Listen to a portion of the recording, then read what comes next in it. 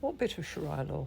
Because comments like this almost immediately tell me that you actually don't know a lot about it. You've just been told that it's really terrifying.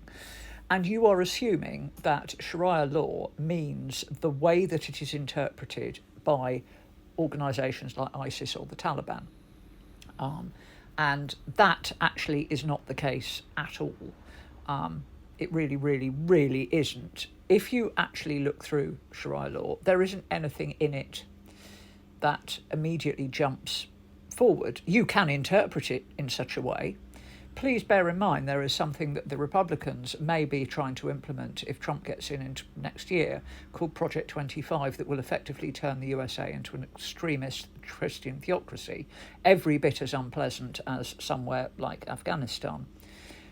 It's all down to interpretation. Now, most Sharia law is just there's rules about charity and all the rest of it, and how you pray and when you pray.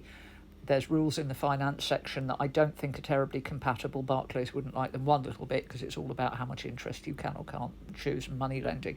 There's lots of rules about how to live your daily life, and most of them are fine. They're completely compatible. I mean, you would probably find yourself giving more to charity than I suspect that you do, and all the rest of it. But how many times you pray and all the rest, they're not incompatible. We do have, you get this here, they say, oh my God, they're Sharia courts.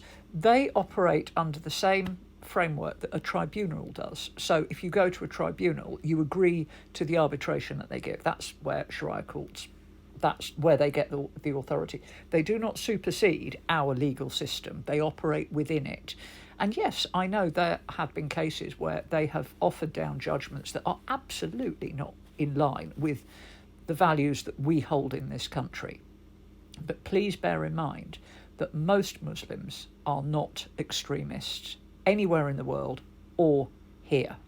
Now, for the purposes of argument, I will assume that we share the same values, you and I. Not quite sure how true that is, but nonetheless, most Muslims in this country hold the same values.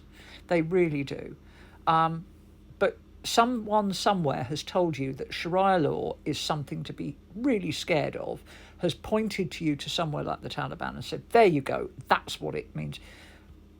Well, no, that's not what it means. It can be interpreted like that, but for most Muslims, of course it isn't. It's just a guide to how they should live their life in a good way.